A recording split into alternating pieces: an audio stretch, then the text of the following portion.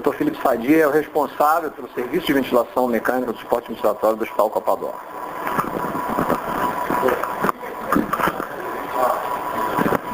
Obrigado, Davi. Obrigado pelo convite. Bom dia a todos. Na verdade, esse tema é motivo para um curso inteiro. Entretanto, eu vou tentar resumir e objetivar as informações mais importantes para vocês em 45 minutos. Bom, o Juan já falou algumas coisas muito importantes sobre via aérea no trauma. Algumas delas eu vou repetir e outras eu vou mostrar para vocês o que realmente acontece. Quando a gente pensa em abordar a via aérea, primeira coisa que nós precisamos, um posicionamento correto. Obviamente, antes disso, identificar a necessidade de abordar a via aérea, caracterizando a insuficiência respiratória do doente. Mas a primeira coisa é posicionar o paciente de forma adequada. A segunda coisa é adequar a sedação. Não existe entubar o paciente brigando. Eu já vi avulsão de amígdala durante uma intubação, com choque hemorrágico. Imagina um paciente politraumatizado, já em choque circulatório e ainda brigando para entubar o paciente, se avulsiona a amígdala do paciente. E o paciente piora ainda mais a estabilidade hemodinâmica. Não tem sentido. Qualquer procedimento, seja no serviço de emergência, seja na terapia intensiva, deve ser feito para ajudar o paciente, não para atrapalhar. E assim também o acesso à via aérea. Terceiro ponto fundamental, o material adequado. Não adianta se tentar abordar a via aérea sem um aspirador funcionando, sem a lâmina de laringoscópio funcionando, sem a lâmpada, ou o cabo sem pilha. Não tem sentido. Ou ainda, não ter tubo com cuff íntegro, só cuff furado, né? Então, o material deve estar todo revisado e deve estar à mão de quem vai proceder o acesso à via aérea. Existem algumas técnicas não invasivas para se abordar a via aérea, que eu vou mostrar para vocês, e outras técnicas mais invasivas que são bastante utilizadas no trauma. Tudo isso eu vou mostrar para vocês detalhadamente. Primeira coisa, uma situação que acontece de forma muito frequente no trauma é a queda do nível de consciência com consequente obstrução da via aérea superior pela famosa queda de língua.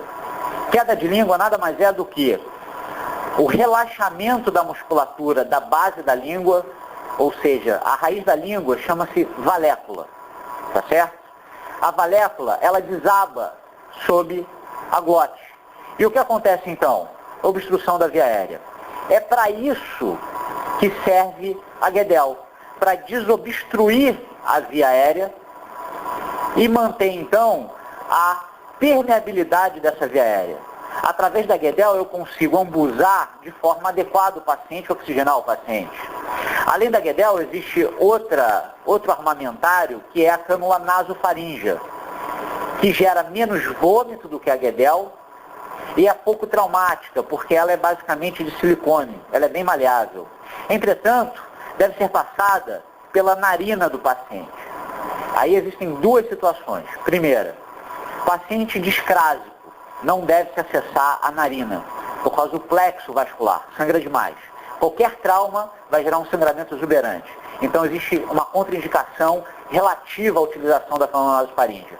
Além do paciente que apresentar fratura de base de crânio, com os sinais de guaxinim, sinal de Battle, esse paciente não pode ter acesso via nasal de nada, nem de cânula nasogástrica, nem de nasofaríngea. Por quê? Porque eventualmente você pode cair direto na base do cérebro, ultrapassar realmente a meninge e cair no cérebro. Ok? Então não façam isso quando houver suspeita de fratura de base de crânio. Vamos adiante. A ventilação sob máscara, mais uma vez, a Guedel e a cânula nasofaríngea. Ela é extremamente maleável, mas nos pacientes discrásicos pode realmente gerar um pequeno trauma que é suficiente para gerar um sangramento mais intenso. A máscara é fundamental para uma pré-oxigenação do paciente antes de se proceder à intubação orotraqueal. O paciente deve ser intubado depois que tiver uma saturação de pelo menos 90%. Não adianta entrar no procedimento um paciente em franca hipóxia, com 70% de saturação, porque você vai ter pouquíssimo tempo, na verdade, seguro para acessar a via aérea. E muitas vezes vocês podem se deparar com uma via aérea mais difícil. E o doente pode fazer uma parada cardiorrespiratória por hipóxia, ok? Então a pré-oxigenação com a máscara, utilizando uma mão para fixar a máscara no rosto do paciente e a outra para ambusar. Com isso, nós conseguimos uma pré-oxigenação adequada e, posteriormente, acessar a via aérea de forma mais definitiva. Eu falei anteriormente do posicionamento adequado. E o posicionamento adequado é fundamental por quê? Se o paciente estiver deitado a 0 grau, nós vamos perceber que o eixo laríngeo, aqui demonstrado, o eixo oral e o eixo faríngeo estão absolutamente desalinhados. Absolutamente desalinhados. Isso quer dizer o quê? Quer dizer que para eu acessar a valécula e posteriormente a glote, eu vou ter uma visualização anteriorizada desse cenário, ok? Entretanto, quando eu coloco um coxim de até 10 centímetros de altura embaixo do osso occipital e jamais na região cervical, e sim no osso occipital, eu consigo acessar a via aérea com todos os seus eixos alinhados e, por conseguinte, de forma muito mais fácil e rápida. É por isso que existe a necessidade do coxim, para que haja, então, uma hiperextensão da cabeça adequada. Existe uma situação em que não se deve usar o coxim e não se deve hiperestender a cabeça. É aquela que o Juan falou, o trauma raquimedular. Qualquer paciente que tenha tido um trauma da clavícula para cima, ou seja, pescoço para cima, esse paciente, até que se prove o contrário, tem trauma raquimedular. Então, todos os cuidados referentes à hiperextensão de cabeça devem ser tomados. O paciente deve estar com colar e a posição deve ser mantida em posição neutra. E para que isso aconteça, deve-se entubar o paciente, como eu chamo, a 4 mãos. Uma pessoa segurando a cabeça na posição neutra e a outra acessando a via aérea com o laringoscópio e o tubo. É assim que se entuba um paciente com trauma raquimedular. Problema: os eixos estarão desalinhados. E aí, o paciente deve ser pré-oxigenado, etc. Jamais curarizem esse paciente, jamais, porque se vocês não conseguirem acessar a via aérea, essa musculatura, que provavelmente já estará relaxada, vai desabar ainda mais e você vai ter uma obstrução de via aérea grave. Portanto, se houver qualquer dificuldade, chamem a broncoscopia, se houver no local que vocês estejam. Se não, acessem direto com a cricotireoidotomia, que eu vou mostrar para vocês já já. Mais uma vez, várias posições, vocês observem que um coxim muito baixo, muitas vezes não adianta, os eixos continuam desalinhados e o coxim, quando bem posicionado, a gente consegue melhor do que isso, que é aquela linha retilínea que eu mostrei para vocês anteriormente. Bom, uma vez o paciente posicionado, o paciente deve ser sedado. Não existe brigar com o paciente para fazer qualquer procedimento.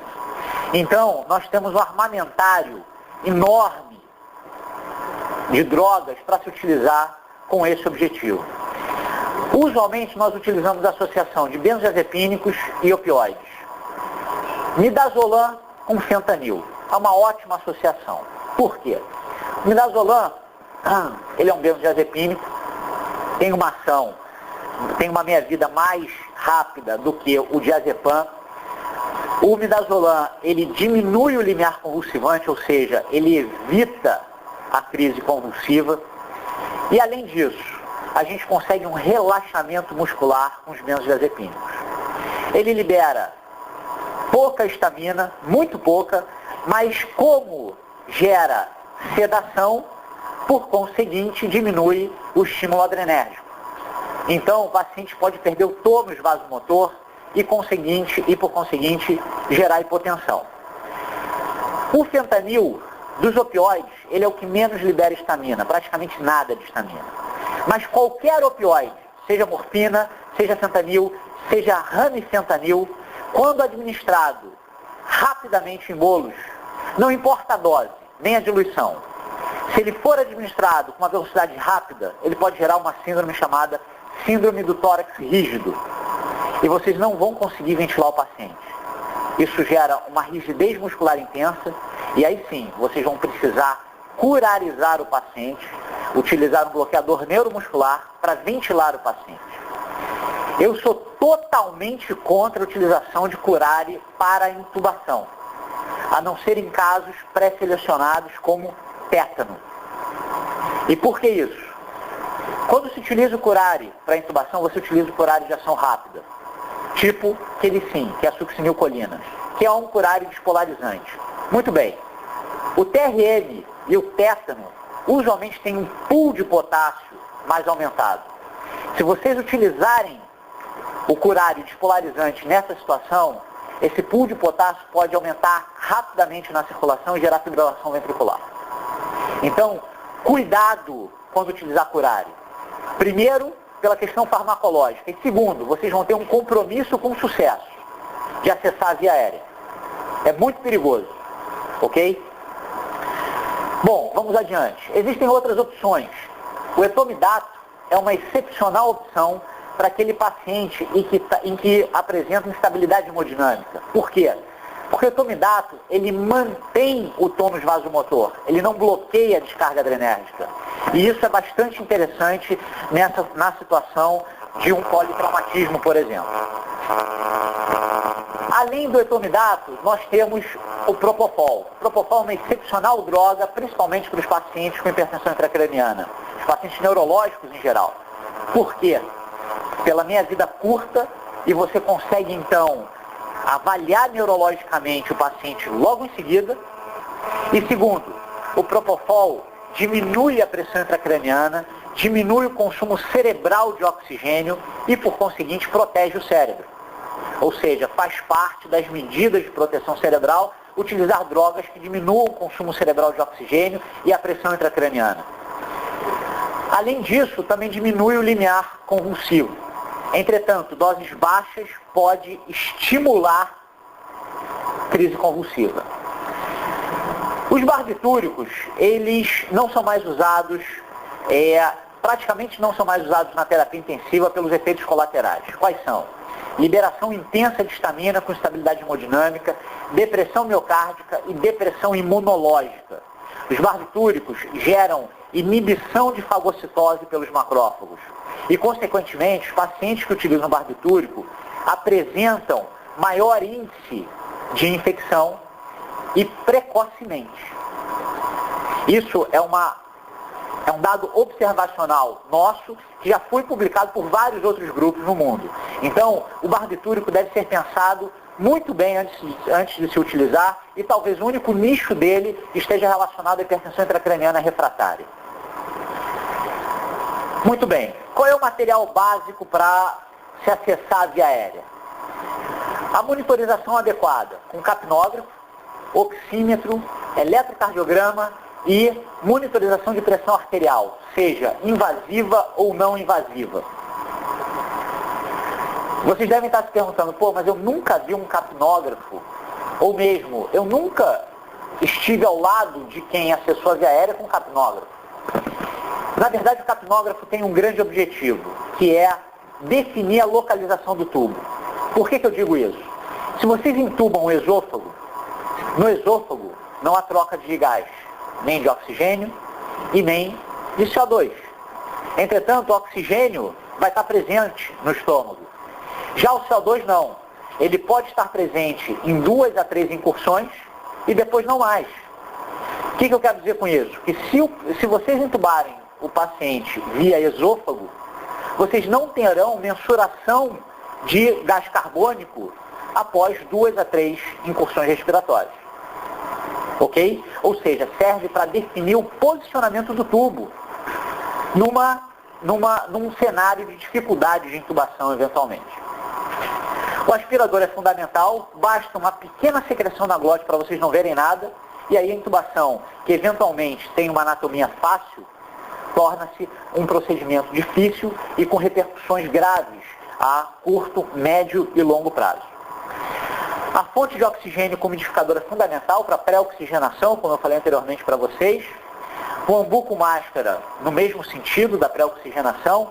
Lembrem que a utilização de pressão positiva via facial, seja por ventilação não invasiva, na verdade a máscara com ambu é uma ventilação não invasiva, seja apenas ali na mão, seja no respirador, isso gera pressão positiva intratorácica, e essa pressão positiva pode ir também gerar acúmulo de gás no estômago e distensão gástrica. Qual é o risco então? Vômito e broncoaspiração. Tomem cuidado com isso, ok? A Guedel e ou a cânula nasofaríngea são materiais importantes para a gente desobstruir a via aérea superior. Laringoscópio com a lâmina de Miller, que é a lâmina reta, ou a lâmina de Macintosh. E aí vocês vão perguntar, qual é a melhor? Não existe melhor. A única diferença entre elas, eu vou mostrar para vocês, é a forma como se utiliza. Mas fundamentalmente, a lâmina de Miller, ela é utilizada quando existe anteriorização anatômica, anteriorização da glote.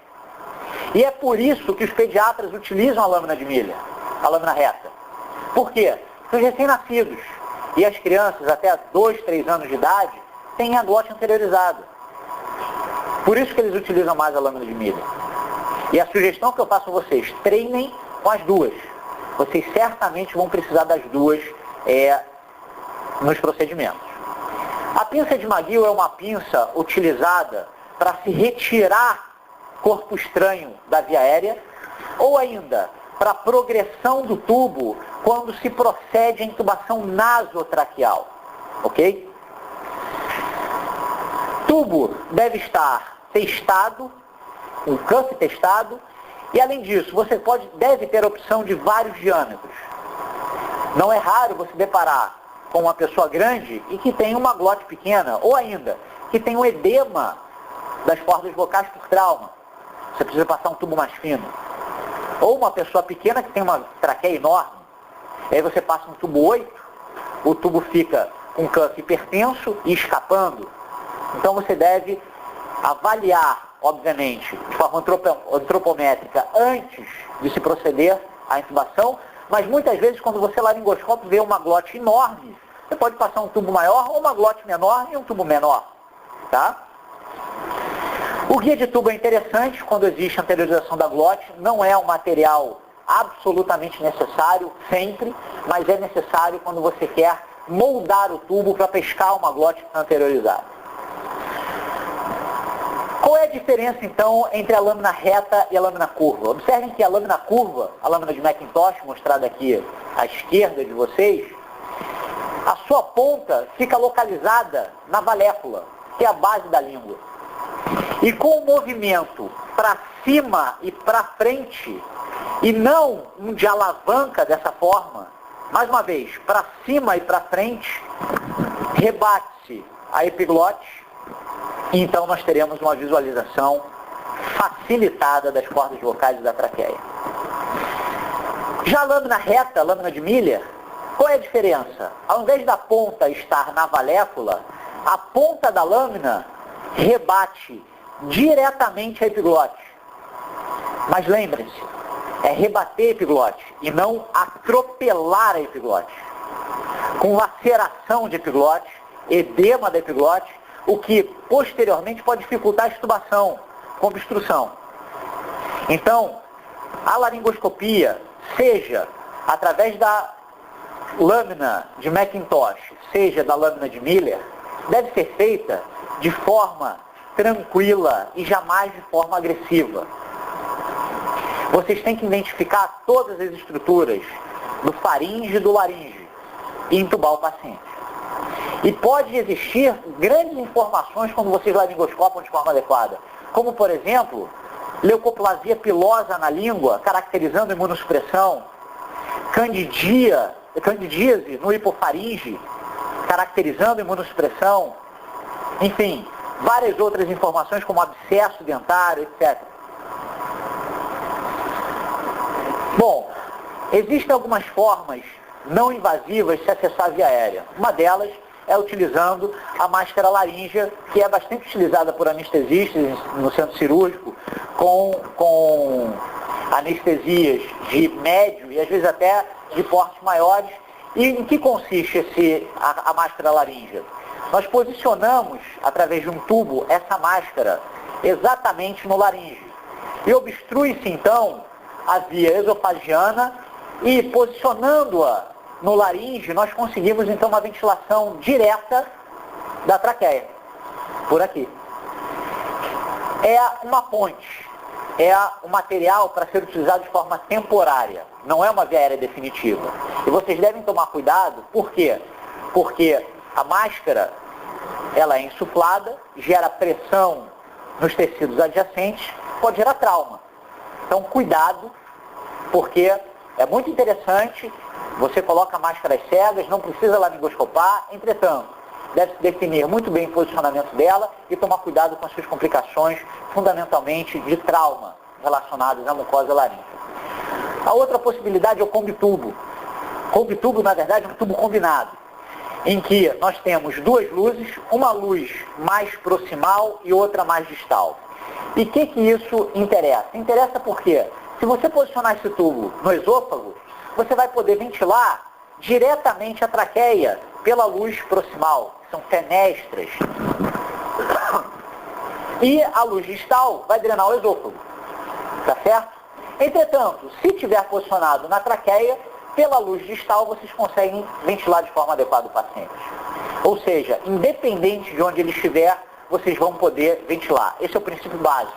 Entretanto, a definição do posicionamento, às vezes, é difícil. Então, deve-se haver um treinamento para a utilização do combitubo. A outra forma de se acessar a via aérea é via broncofibroscopia. Não deixem para chamar o broncoscopista quando já houver trauma intenso de via aérea. Ou vocês já estiverem tentando há 20, 30 minutos e nada se consegue, já tem sangramento, porque o broncoscópio não vai ajudar grande coisa. O broncoscopista não vai ter a visualização da via aérea. Também vai ser difícil para ele. O broncoscopista deve ser chamado na seguinte situação: laringoscopou a primeira, a segunda não viu, a terceira já deve ser do broncoscopista. Para quê? Para que ele consiga ter sucesso no seu procedimento. Senão, não vai conseguir. E nós, médicos, temos um problema grave. Nós não temos limite no procedimento. Isso é uma coisa que a gente tem que ter. Vocês vão aprender com o tempo que vocês vão ter que ter limite. E o limite está diretamente relacionado com o bem-estar do paciente. Essa é a maior responsabilidade do médico. Não importa se é você ou seu maior inimigo que vai resolver o problema do paciente. Quem deve resolver o problema tem que entrar e resolver. Não pode existir problemas pessoais, nada disso.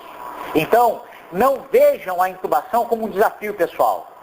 Tentou a primeira, a segunda não deu, chama alguém mais experiente, chama um broncoscopista, não importa. Mas deve-se resolver o problema do paciente. Bom, para se acessar a via aérea de forma mais invasiva, de forma cirúrgica, e aqui eu devo chamar a atenção de vocês que a traqueostomia é um procedimento eletivo ou semi-eletivo. Jamais em caráter de urgência ou emergência. A cricotireoidotomia é um procedimento para ser utilizado na urgência ou na emergência. Mas a traqueostomia não. E por que não? Porque a traqueostomia requer uma expertise de quem vai fazer e tem as complicações relacionadas ao procedimento. Não é raro você pegar a tireoide no meio da traqueia e você vai ter que rebater a tireoide, ressecar a tireoide. Enfim, manobras cirúrgicas que demoram e pode gerar sangramento. E a cricotireoidotomia não tem esse problema. E não tem esse problema por quê? Observem que a membrana cricotireoide, ela fica exatamente embaixo da cartilagem tireoide. Vocês podem palpar em vocês. Muito bem. Ela não tem grande vascularização e é pele-membrana. É isso que a gente quer. É funcionar, passar o dia, dilatar e colocar a cânula. Sem problema cirúrgico. E é por isso que a cricotireoidotomia é o procedimento de escolha. Ah, mas eu não tenho kit. Tudo bem. Incisão de 2 centímetros, dilata com a Kelly, abre a membrana com a Kelly, coloca uma cânula 6 e não insufla o cuff. O cuff não deve ser utilizado na cricotireoidotomia. Num segundo momento, com o paciente bem oxigenado, hemodinamicamente estável, ventilando de forma adequada, aí vocês chamem o cirurgião, uma pessoa que tem expertise em traqueostomia e traqueostomiza definitivamente o paciente. Aí você vai ter uma via aérea definitiva, ok? Bom, a técnica percutânea.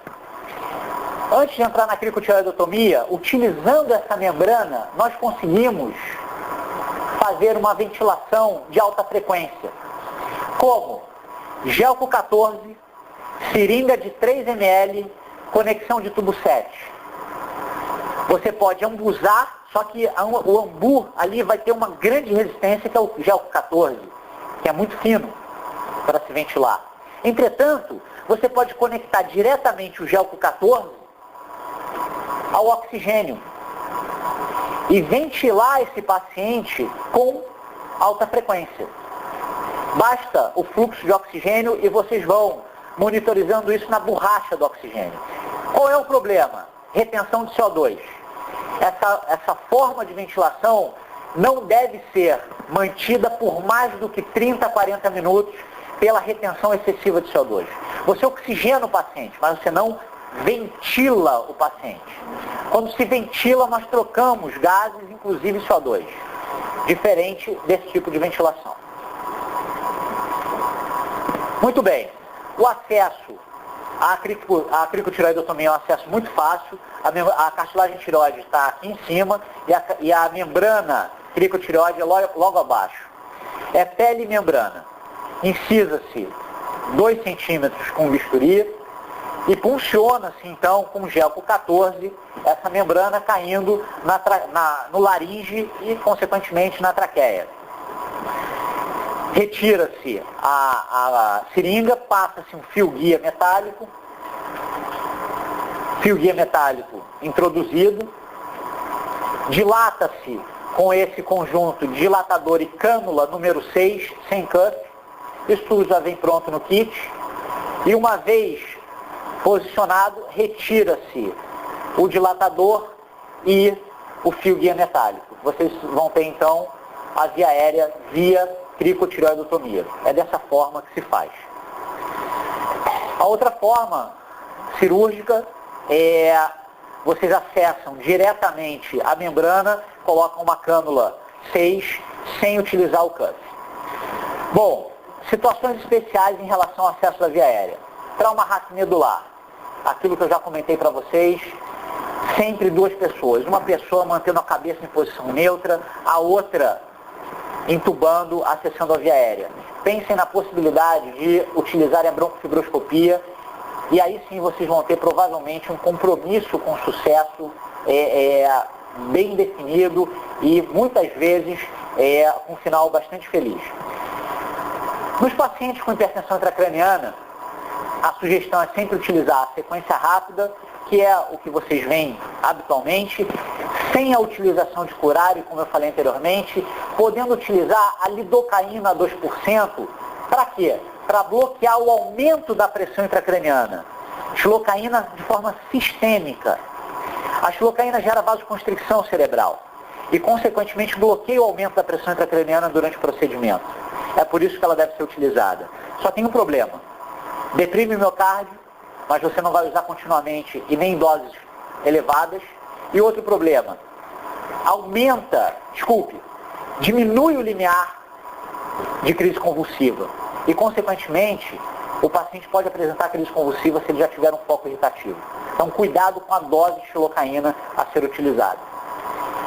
Sempre deve-se assegurar a estabilidade hemodinâmica para se manter a pressão de perfusão cerebral. E se o paciente tiver derivação ventricular externa, essa derivação deve ser aberta. Para quê? Para garantir que não haja hipertensão intracraniana. É mais uma forma de proteção da perfusão cerebral. A capnografia deve ser utilizada. Entretanto, esse menor CO2 possível pode ser uma faca de 2 gumes. Por quê? Hoje em dia, durante a ventilação mecânica do paciente com hipertensão intracraniana, não se induz hipocapnia, ou seja, CO2 menor do que 35, por um único motivo. O CO2 baixo vai gerar vasoconstrição cerebral. E no trauma ou no AVC, seja lá que doença for que cause hipertensão intracraniana, vai haver sempre uma área de viabilidade tecidual. E se vocês gerarem isquemia ali, vocês estão interferindo diretamente no prognóstico, a médio e longo prazo desse paciente. Aquele paciente, ao invés de ficar parético, ele poderia ter saído andando, ou ainda, ao invés de ficar plégico, poderia ter ficado parético apenas. Então, cuidado com o CO2. Durante a intubação, você pode até induzir uma hipocapnia rápida, mas jamais manter a ventilação induzindo hipocapnia. Existe uma situação muito clara durante o acesso da via aérea. É aquele paciente em que pode ser ventilado sob máscara, ou seja, você não conseguiu acessar a via aérea, mas ele é um paciente ventilável e, portanto, ele vai oxigenar de forma adequada e vai te dar tempo para pensar ou chamar uma pessoa mais experiente. E o paciente em que não ventila. Esse é o problema. Esse paciente você tem que resolver. E a cricotireoidotomia é a arma para isso. Então, vocês têm que treinar, de preferência, façam um ATLS, onde vocês vão treinar inicialmente em animais, depois treinem em cadáveres, e depois, quando houver uma emergência, vocês vão estar preparados para acessar a via aérea dessa forma. Muito bem. Dúvidas em relação à via aérea? Sem dúvidas. Vamos adiante. Davi pediu para eu falar sobre ventilação mecânica no trauma. Eu vou me deter a alguns princípios básicos de ventilação mecânica e, posteriormente, no trauma, eu vou mostrar para vocês alguns casos de contusão pulmonar e um caso de ventilação pulmonar independente que nós fizemos em um paciente, foi muito bem. Bom, qual é o objetivo maior da ventilação mecânica? Obviamente, manter a troca gasosa. E por que manter a troca gasosa? É óbvio que pelas repercussões da hipercapnia, fundamentalmente pela acidose que a hipercapnia pode gerar, e, evidentemente, pela necessidade de oxigênio nos tecidos. E por que existe a necessidade de oxigênio nos tecidos? Por um motivo muito simples. Sem oxigênio, vocês lembram do metabolismo aeróbio, em que nós produzimos 36 ATPs, termina com a cadeia respiratória. Se não existe oxigênio, não vai haver produção de 36 ATPs. Ao invés do metabolismo chegar até a cadeia respiratória e produzir 36 ATPs, nós vamos produzir 2 ATPs, pela via de Erdmann-Meyerhof, ou a glicólise, pela quebra de glicose, produzindo no final 2 ATPs e lactato. Esse é o metabolismo anaeróbio, de forma bem objetiva. Muito bem. Para que eu preciso do ATP? Para manter membrana celular íntegra, para manter produção proteica, ou seja, síntese proteica pelos ribossomos, para manter o carreamento de oxigênio, para manter o retículo endoplasmático funcionante, para manter a troca eletrolítica entre as membranas. Se não houver ATP, a célula lisa, você vai haver então morte celular. Se houver um conjunto de células morrendo, morte tecidual. E o que vai gerar? Resposta inflamatória. Vai gerar mais liberação de mediadores inflamatórios, mais lesão celular, mais morte celular, translocação bacteriana, insuficiência orgânica múltipla e morte. É isso que acontece se não existe oxigênio. Então, o doente deve ser ventilado para que haja troca gasosa e nós consigamos, então, ofertar oxigênio. É claro que o oxigênio ele não anda sozinho. É necessário hemoglobina e é necessário fluxo via débito cardíaco. Ok? Além disso, a ventilação mecânica aumenta e mantém o volume pulmonar, evitando colapso alveolar, o que é uma origem de resposta inflamatória localizada e posteriormente sistêmica. Pode gerar inclusive infecção, facilita a infecção quando existe colapso. Reduz o trabalho respiratório, e isso é fundamental, por quê? Porque até 30% do débito cardíaco pode ser desviado para a musculatura respiratória. E eu preciso do débito cardíaco para ofertar oxigênio aos tecidos. Não tem sentido um paciente que já está hipoxêmico ficar lá com 30, 35 incursões respiratórias. Eu estou desviando o débito para um lugar que eu não preciso, que é a musculatura respiratória. Eu tenho que mandar esse débito para o rim, para o fígado, para o intestino, assegurar que não haja lesão tecidual, que não haja translocação bacteriana, e dar conforto para o paciente. Além disso, eu mantenho a ventilação mecânica enquanto o paciente vai ser resolvido. Eu asseguro a via aérea, asseguro a troca gasosa, evito possibilidade de broncoaspiração e mais lesão pulmonar e protejo o pulmão com a ventilação mecânica, inibindo a injúria pulmonar induzida pela ventilação mecânica ou associada a ela, barotrauma, volutrauma, telectrauma e até mesmo instabilidade hemodinâmica. Para isso, a gente precisa saber ventilar adequadamente. Muito bem. Vamos adiante porque o tempo é curto. Para a gente seguir, vamos definir alguns conceitos básicos. Pressão de pico é aquela pressão máxima da via aérea. Quando eu dou um volume corrente para o paciente e uma PIP com determinado fluxo, eu vou gerar uma pressão na via aérea. A pressão máxima é chamada pressão de pico. Quando existe uma pausa inspiratória, no final dela eu posso caracterizar a pressão de platô. Por que a pressão de platô ela é importante?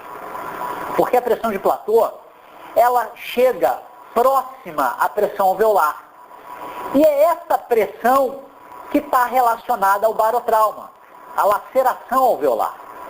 Ok? Essa pressão deve ser mantida, de preferência, abaixo de 30 centímetros de água. Pressão de platô. No máximo, 35. Ok? Evidente que existem alguns casos um pouco diferentes, como paciente com pressão intraabdominal elevada, paciente com pressão pleural elevada. Aí é outra situação. Mas gravem esse número, 30 a 35 centímetros de água de pressão de platô. A pressão de platô, ela se relaciona com a mecânica ventilatória, pela complacência pulmonar. A complacência pulmonar é a característica que o pulmão tem de se distender, de se expandir. O pulmão duro, ele não se expande. Ele está duro. E a complacência é o inverso de elastância. Elastância nada mais é do que a característica dele voltar ao que era. É o elastic recoil, que vocês certamente já leram nos livros de fisiologia. Então, complacência insufla, elastância desinsufla. Ok? Pensem nisso. Isso eu estou passando para vocês de forma bem grosseira. É isso. Além disso, a resistência do sistema respiratório depende da pressão de pico, menos a platô, e o fluxo que você utiliza. Né? Então, por exemplo, um paciente de POC tem resistência alta. E como é que é a complacência? Também é alta. A complacência estática é alta, mas a dinâmica é baixa. E qual é a diferença? É que na complacência estática, eu utilizo a pressão de platô. Na dinâmica, eu utilizo a pressão de pico. Ok? Além disso, existe uma situação chamada constante de tempo, que eu não vou entrar no mérito agora, que em termos matemáticos nada mais é do que a resistência versus a complacência. Isso é muito importante no DPOC, mas como a gente vai falar de outra coisa, eu não vou me deter nisso agora. Bom, Como é que a gente classifica os modos ventilatórios? A gente classifica conforme a ciclagem do respirador. E além disso, existem a forma de controle do modo ventilatório, o limite do modo ventilatório e o trigger. Mas gravem uma coisa, o que é ciclagem? É o que determina o final da inspiração. Isso é ciclagem. Por exemplo, volume controlado. Eu botei lá 500 ml de volume corrente. Não importa a pressão que eu gere. O que importa é que no final dos 500 ml de volume corrente, a inspiração vai terminar e vai começar a expiração. Tá certo? E na pressão controlada? É ciclado a quê? A pressão? Não. É a tempo. O que determina o final da inspiração é o tempo inspiratório que você seta no respirador. Mas o controle é feito por pressão. O respirador dá aquele fluxo de ar por um determinado tempo, termina a inspiração, mas até um determinado nível de pressão. Eu só vou falar para vocês desses dois modos ventilatórios. Então, o modo assistido, controlado de forma volumétrica. O que acontece? Eu tenho um fluxo que varia pouco, o volume é constante e é ele que determina o final da inspiração. Entretanto, o paciente, nessa incursão respiratória, essa é uma curva de pressão-tempo, ele não triga, ele não ciclou o respirador, ou seja, ele não ativou o início da inspiração, ou seja, ele está em modo controlado. Aqui ele triga, ele ativa o início da inspiração, então ele está assistindo. Por que assistindo? Porque eu predetermino o fluxo e o volume que vai entrar. Ele só ativa o respirador, ok?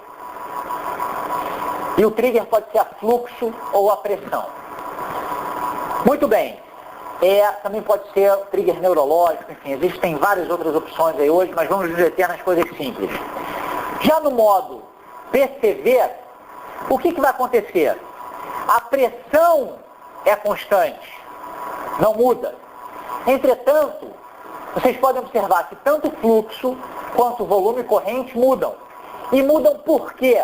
Porque se o pulmão estiver mais rígido, como está aqui, o que vai determinar a entrada de volume é a complacência dele. Por quê? Porque a pressão está mantida igual. Então o volume corrente será variável e o fluxo será variável. Ok? Muito bem. Ventilação mecânica muito legal, todo mundo já viu doente no respirador, só que ela pode gerar isso aqui. A ventilação mecânica é muito perigosa. Ventilação mecânica pode gerar lesão pulmonar. Essa figura eu tirei de um artigo de revisão sobre ventilação mecânica da New England, publicado pelo Dr. Tobin, em 2001, em que ele mostrou um caso claro de injúria pulmonar associada à ventilação mecânica. Uma paciente puérpera que evoluiu com uma sepse puerperal e SARA. Essa paciente, nos anos 70, foi ventilada com volume corrente maior ou igual a 12 ml por quilo, com uma PIP baixa e com pressões de veias aéreas elevadíssimas e com uma FO2 100%. Tudo que não pode se fazer na ventilação mecânica de um paciente com injúria pulmonar. E aí o que aconteceu? Pneumatoceles na tomografia de tórax, o pulmão hepatizado, e é visto também na peça, as pneumatoceles e o pulmão hepatizado com áreas de hemorragia. É isso que acontece num paciente que é mal ventilado. Lesão pulmonar. Muito bem. Vários autores, em seu trabalho, essa figura eu tirei de um artigo de revisão do Blue Journal em 98, entretanto, esse trabalho foi feito nos anos 70 já. Esses são pulmões de ratos. Rato com pulmão normal, ventilado com uma pressão baixa, 16 centímetros de água. Já com 30 centímetros de água, após 40 minutos, o pulmão está edemaciado, já tem áreas, pontos de atelectasia e de sangramento. E se eu aumento ainda mais a pressão da via aérea, o pulmão praticamente estoura, edemaciado, com sangramento e com áreas atelectasiadas. O que eu induzi aqui? Lesão pulmonar pela ventilação mecânica, pelo aumento excessivo de pressão das vias aéreas. E além disso, na microscopia eletrônica, houve uma ruptura da membrana alvéolo-capilar. O que eu quero dizer com isso? Vários outros trabalhos provaram que bactérias instiladas na traqueia de animais submetidos à injúria pulmonar pela ventilação mecânica são isoladas no sangue. E por que são isoladas no sangue? Pela ruptura da membrana alvéolo-capilar. Ou seja, o pulmão também é um foco de origem de translocação bacteriana, quando mal ventilado. E o que acontece? A partir da ventilação mecânica, gerando lesão pulmonar, de várias formas, que eu não vou entrar no mérito agora, eu posso induzir ativação da resposta inflamatória e lesão de órgãos distantes, como insuficiência renal, lesão da membrana vasculocelular do intestino, ou seja, vocês lembram daquelas criptas intestinais em que você tem célula e vaso? Se existe lesão daquela célula, não chega oxigênio e já chega pouco normalmente, o que vai acontecer? Ruptura dessa defesa que nós temos e translocação bacteriana. Por quê? Baseado na lesão a partir de mediadores inflamatórios trigados no pulmão. Ou seja, o pulmão pode ser um foco de perpetuação de resposta inflamatória pela translocação bacteriana induzida pela ventilação mecânica e também pela própria lesão induzida pela ventilação mecânica. Eu estresso isso com vocês porque vocês acham que estão melhorando o paciente com uma gasometria normal e muitas vezes não estão, hoje está pior. E vai piorar dali a uns dias.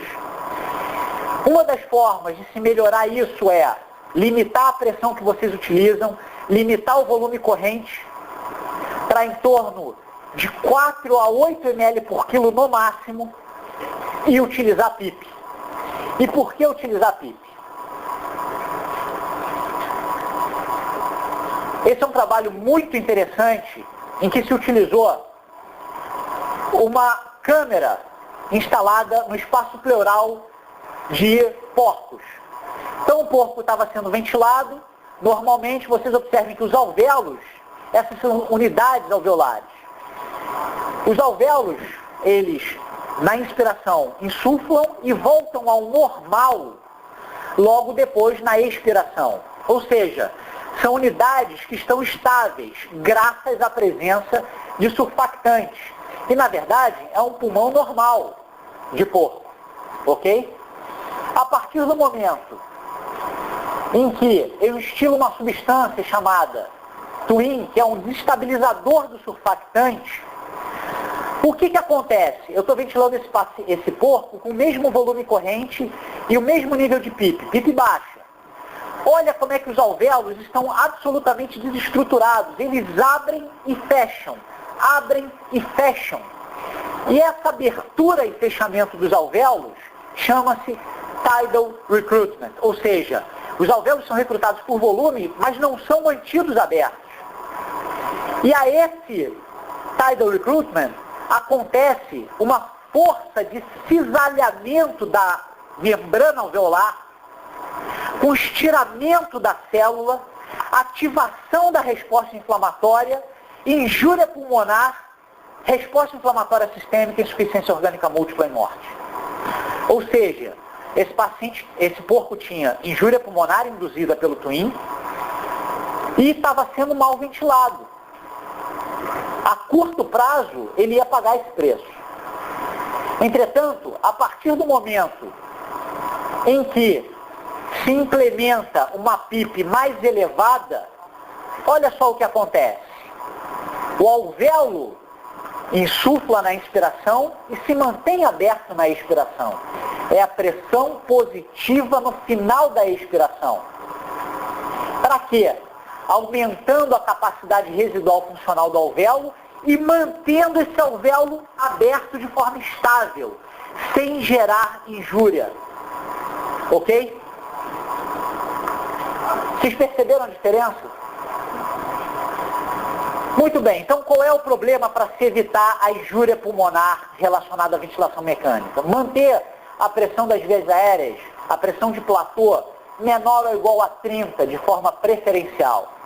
O volume corrente a ser utilizado deve variar de 4 a 8 ml por quilo no máximo. Aí vocês vão me perguntar, poxa, mas eu li um trabalho que foi publicado na New England em 2000, que você deve utilizar de 4 a 6 ml por quilo. É verdade. Quanto menos volume corrente, melhor. Só que vocês não podem sair daqui com uma informação generalizada. Vamos utilizar 4 a 6 ml por quilo em todo mundo. Porque vocês vão começar a hipoventilar os pacientes, gerar telectasia e gerar resposta inflamatória também. A sugestão hoje é não ultrapassar 8 ml por quilo. Se vocês me perguntarem quanto você, Felipe, utiliza na injúria pulmonar, em torno de 5 a 7 ml por quilo. Tá certo? Existem várias nuances daquele trabalho, que não é o fórum agora para a gente discutir, mas uma delas é, aquele trabalho não utilizou PIPs ótimos, PIP mais elevado. Eu não tenho tempo, lamentavelmente, de discutir isso com vocês aqui. Mas gravem isso, volume corrente, pressão de vias aéreas elevada e utilizar PIP. Esse é um exemplo que aconteceu nesse hospital, de um paciente, um menino, que internou com esse raio-x após um trauma de tórax. Foi feita a tomografia e vocês já podem observar que a lesão dele era maior à direita e pouco perceptível no raio-x, não é? E também à esquerda, caracterizando já um quadro de injúria pulmonar grave. Muito bem, mas ele oxigenava bem. Não se utilizou PIP de forma adequada, e se utilizou volumes correntes mais altos. E ao longo de 10 dias, ele tinha esse pulmão absolutamente branco com essa tomografia. E esse garoto morreu. Portanto, cuidado com a ventilação mecânica. No trauma também. E eu vou me deter agora no trauma de tórax. Vocês certamente vão se deparar com essa situação. O tórax instável. O tórax instável nada mais é do que a desestruturação do arcabouço torácico, com consequente relação na mecânica ventilatória. Clinicamente, vocês veem o tórax instável de forma paradoxal. Na inspiração, o tórax, ele expande, e na expiração, ele retrai. Observe aqui, no local da fratura, na inspiração, ele tende a retrair. E no local onde não há fratura, ele expande. E no contrário, na expiração, no local onde existe fratura, a tendência é expandir. E no local são, a tendência é retrair. Ou seja, existe uma anarquia do arcabouço torácico durante a fase inspiratória e a expiratória. E gera muita dor. E o que define o tórax instável? Fratura de externo, puramente, ou ainda fratura em 2 ou mais arcos costais em pelo menos 2 pontos deles. Ok? Como está descrito aqui nós temos 4, na verdade, em 2 locais. Isso caracteriza o flail chest ou tórax instável. Um caso nosso, uma paciente que estava sofreu um acidente automobilístico com cinto. Só que ainda assim, o airbag fez esse estrago. E o raio-x de tórax dela, normal. Entretanto, observem a tomografia de tórax. A única coisa que separa o coração da atmosfera é a pele. Só isso. Com uma fratura de externo grave, e olha como é que o arcabouço torácico já se encontra na tomografia. Essa doença teve contusão miocárdica grave e evoluiu com SARA rapidamente, já com derrame pleural bilateral, colapso bilateral. Ou seja, é uma paciente que deve ser ventilada de forma protetora. E como é isso? Pressão baixa, volume baixo e PIP mais elevado.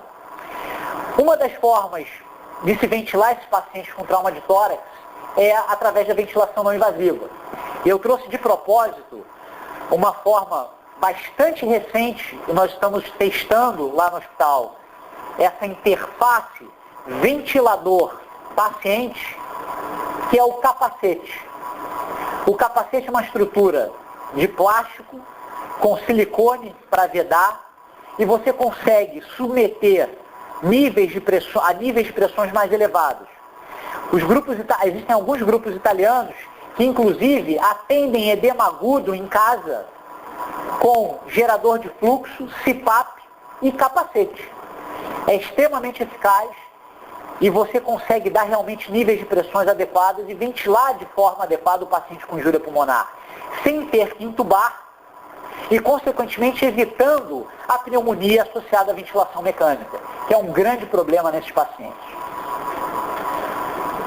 Muito bem, vocês conhecem a definição de SARA, aqueles pacientes com infiltrado alveolar bilateral, que não tenham congestão pulmonar associada à insuficiência cardíaca, tenham fatores de risco, e um grande fator de risco é sepse e contusão pulmonar, além de pneumonia, e uma relação entre a PaO2 sobre FiO2 que vocês utilizam menor do que 200. E a estratégia é essa, não tem outra. É abrir o pulmão e manter o pulmão aberto. Existem 2 trabalhos na literatura que mostraram que essa estratégia é eficaz. Fundamentalmente, o grupo do NIH, o grupo do Dr. Brauer, que foi um pool de hospitais, um estudo multicêntrico americano, em que demonstrou que utilizando volume corrente entre 4 e 6 ml por quilo, você consegue interferir na ventilação mecânica. Entretanto, eles não utilizaram PIPs adequadas. As PIPs foram baixas. E o que acontece com isso? Eles precisaram de quase 1000 pacientes para provar essa teoria. Em contrapartida, o grupo do Dr. Marcelo Amato, o grupo da USP de São Paulo, mostrou que, utilizando volumes correntes de 4 a 6 ml por quilo, mantendo a pressão de platô menor do que 35 centímetros de água e utilizando uma curva chamada curva PV, que é essa curva aqui, em que nós avaliamos o volume corrente e a pressão conforme a PIP em cada ponto, e com essa curva eu consigo melhorar, ou seja, diminuir o colapso alveolar, utilizando essa curva para calcular melhor PIP, que seria no ponto de flexão inferior, ele conseguiu uma queda na mortalidade em relação ao grupo controle bastante exuberante, de 38% de mortalidade versus 71% no grupo controle. E essa é a curva de Kaplan-Meier. Muito bem, eu queria só chamar a atenção de vocês para o seguinte: injúria pulmonar quer dizer volume baixo, PIP mais elevada, eventualmente necessita-se de recrutamento alveolar, o que vai gerar uma pressão bastante alta, mas por um curto período de tempo. Entretanto, não confiem apenas no raio-x. Eu já mostrei um caso em que o raio-x era normal e o paciente tinha um flail chest. E agora eu estou mostrando um caso para vocês em que o raio-x era normal e o paciente tem um pneumotórax na câmara anterior. Portanto, cuidado quando utilizarem a estratégia ventilatória protetora com PIPs elevadas e eventualmente utilizarem as manobras recrutativas. Esse paciente, por exemplo, tinha uma ruptura de traqueia, vista na reconstrução. E isso já aconteceu comigo também. Vendo um paciente, o doente tinha um pneumotórax bilateral com pneumomediastino, e na reconstrução da traqueia, ele tinha uma laceração da membranosa traqueal, o que fez esse estrago todo. Muito bem, um caso de ventilação pulmonar independente, esse caso eu mostrei fora, desculpem por isso, está em inglês, mas esse é um paciente que ele tinha uma contusão pulmonar à esquerda, foi drenado, tinha uma pequena fístula broncopleural. Estubaram de forma inadvertida esse paciente no outro hospital e a partir daí pediram para que eu o visse. Só que quando tentaram reintubar não conseguiram. E ele broncoaspirou maciçamente e por isso esse raio-x com o infiltrado à direita. Antes ele tinha um raio-x de tórax absolutamente normal. Ok? Muito bem. esse paciente então tinha uma PF de 98 com PIP de 10, e essa tomografia, e a partir do momento em que nós colocamos um tubo com duplo lúmen, ou seja, um lúmen ventilando o pulmão direito e outro ventilando o pulmão esquerdo, e portanto um respirador sendo responsável pelos parâmetros no pulmão esquerdo e outro respirador sendo responsável pelos parâmetros no pulmão direito. Esse paciente então foi levado à tomografia, e na tomografia nós conseguimos um recrutamento bastante adequado, utilizando no pulmão direito uma PIP de 21 centímetros de água e no pulmão esquerdo uma PIP de 16, sem estímulo da fístula bronquiopleural. Ok?